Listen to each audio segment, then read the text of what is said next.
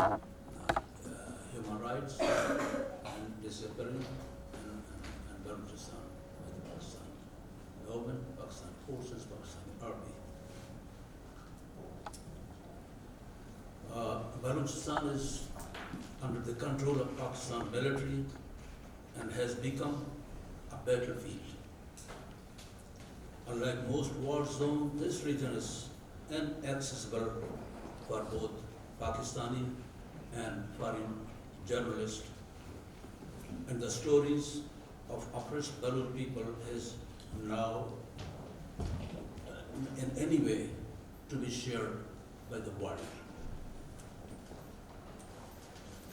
Besides these, our state has now started disappearing women and children, which is declared crime in the United Nations Charter, but it seems this rule does not apply to Pakistan.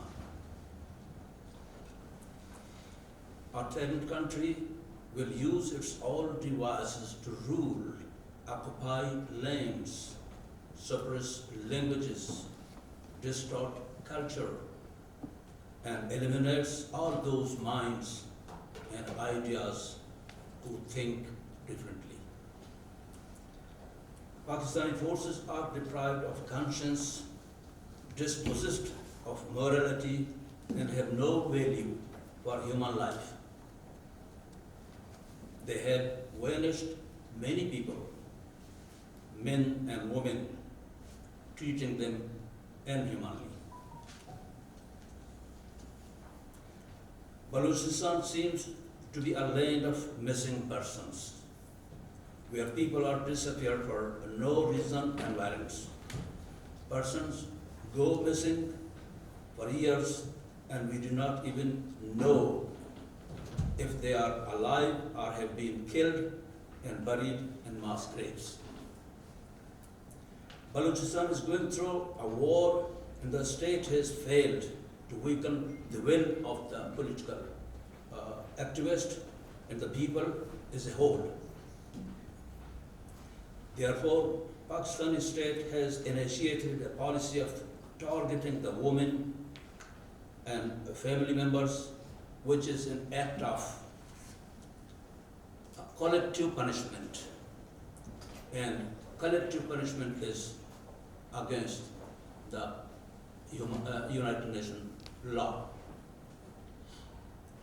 But the world is silent on these war crimes, which has given Pakistan impunity to commit all kinds of crimes without being held accountable.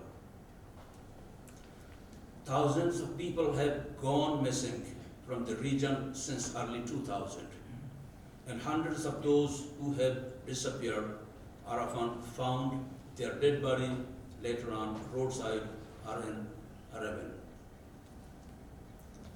In 2014, 3 mass graves were discovered in Tutak, Khuzdar,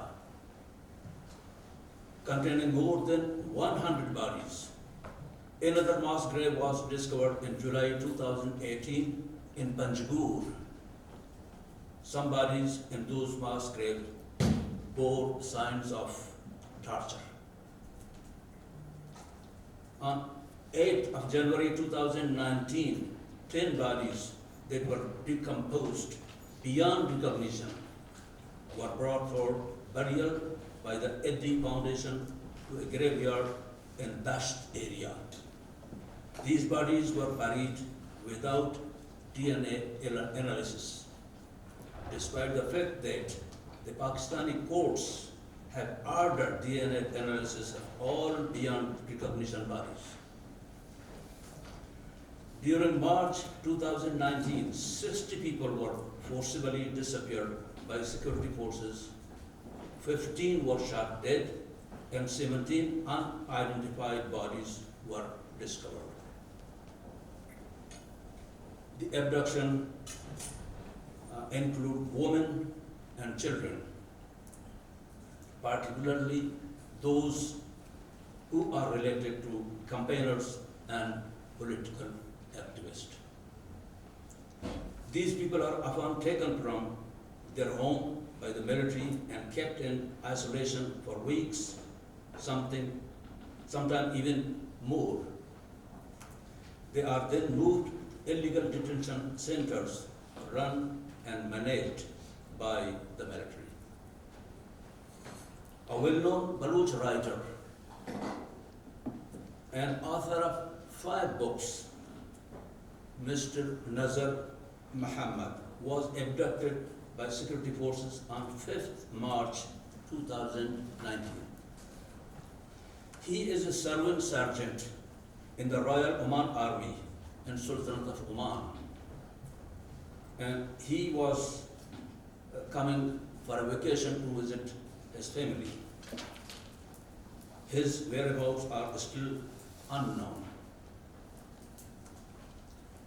On October 13, 2017, 16-year-old Beaver and his 17-year-old nephew, Shamir, were on their way to Government Degree College, Quetta, when armed men arrived in 3 vehicles and whisked them away.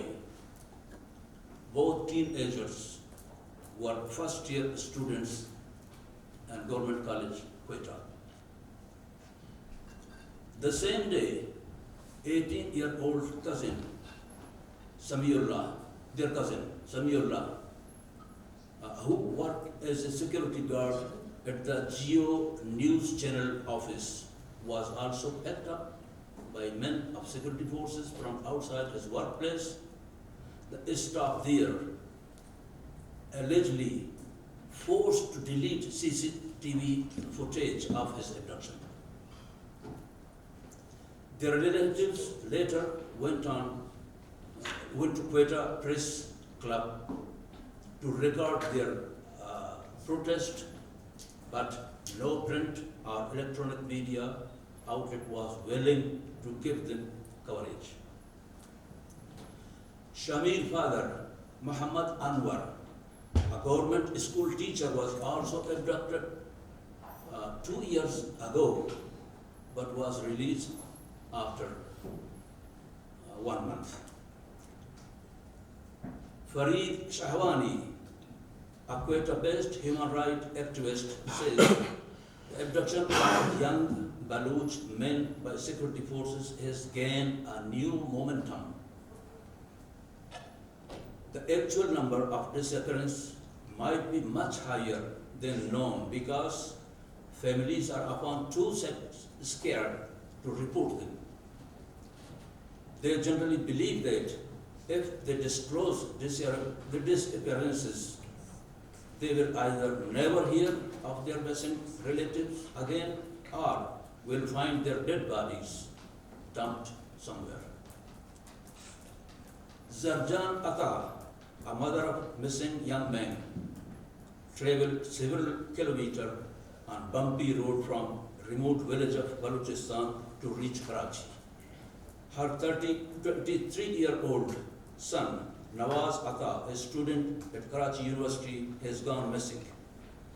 The relative Nawaz was living with in Karachi told Zarjan that armed men dragged him out of their flat in October 28 last year. Nawaz is the information secretary of the Baloch Human Rights Organization, which monitors and protests against human rights violation. His mother has been trying to bring him back out, but no avail. Nawaz's fellow activists held a press conference in Karachi to record their protest.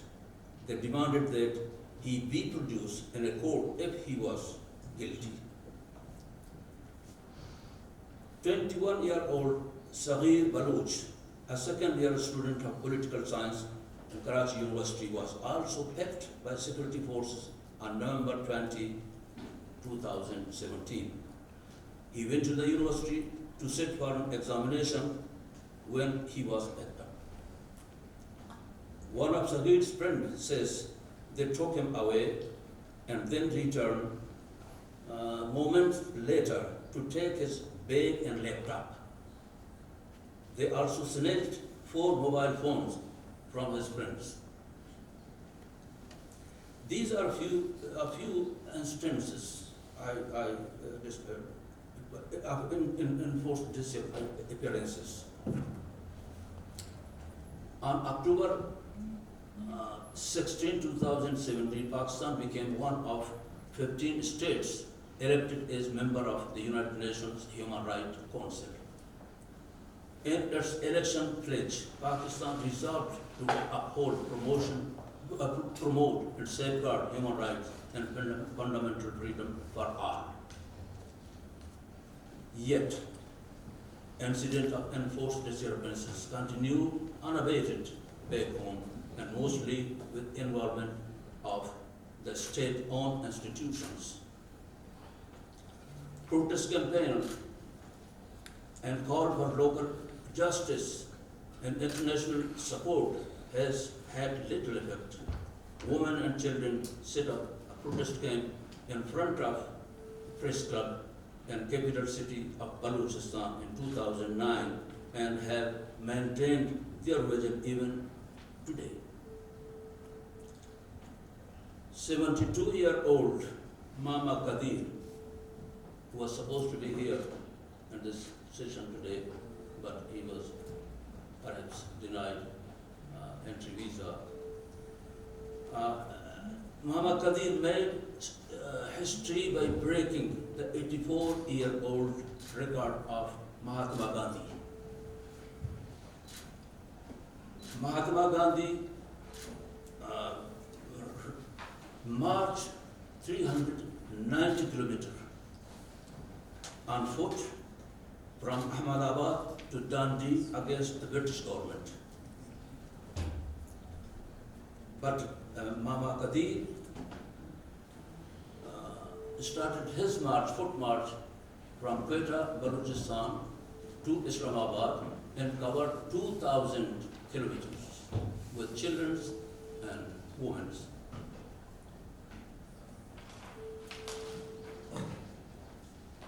I may suggest that Mama Qadir deserved a Nobel Peace Prize for his struggle.